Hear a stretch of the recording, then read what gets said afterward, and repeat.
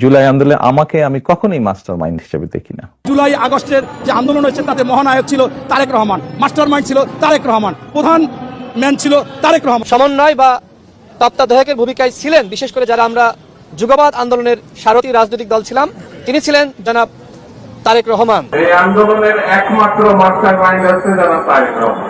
জুলাই আন্দোলনের master mind Tarique Rahman.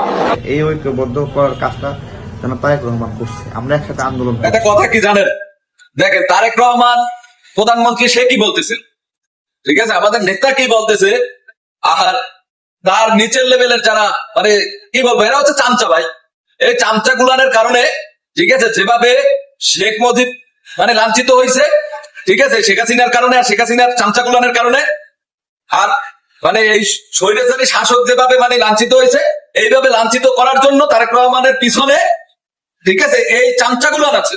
এই BNP যে মানে যদি বিএনপির অধপতন হয়, তাহলে এই অধপতনের মূল হবে এই চামচা রাশেদ, এই আন্তরে, আর এইগুলা বিশ্বাস করেন ভাই, এইগুলানের কারণে একদিন না একদিন দেখবেন এই বিএনপি কত বড় ক্ষতি হয়ে যায়, আর তার ভুক্তভোগী হবো আমরা। এই চামচাগুলানের কারণে আমরা হবো ভুক্তভোগী। ওর নেতায় কি বলে আর ও কি বলে, চিন্তা করে, ওর নেতায় কি বলে আর ও কি বলে। তেল মারবি মার, তেল মারার বহুত জায়গা আছে, বহুত সিস্টেম আছে। এমন তেল মারো যে তেলের কারণে ধরো যে একদিন না একদিন মানে অপমানিত হতে হবে।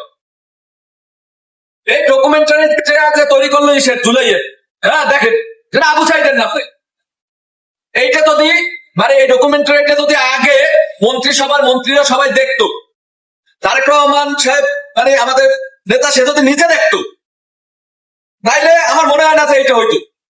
এইসব কিছু চামচার কারণে, কারণ এই চামচা রাশেদ দেখছে 100%, ঠিক আছে, আরো কিছু লোক দেখছে, মানে যারা এটার মানে এটা ছিল নিয়ন্ত্রণে ছিল বা যাদের অধীনে ছিল, তারা দেখছে, ঠিক আছে, এটা দেখছে 100%। এই যে ইসরাক আছে না, ইসরাক, ও দেখছে এটা। আমি 100% ওই দিন মানে যে উত্তেজনাটা সৃষ্টি হয়েছে তার মাঝখানে কিন্তু লাভ দিয়ে উঠতে সবাই আগে কথা বলছি, হ্যাঁ, যে সে এটা ছিল, যে আমাদের দলীয় লোক, এই জন্য কথা বলবো না, এটা হবে না, অন্যায়ের বিরুদ্ধে কথা বলে যাবো, যাতে দল থেকে বহিষ্কার করুক, দলে কোনোদিন জায়গা না দেব।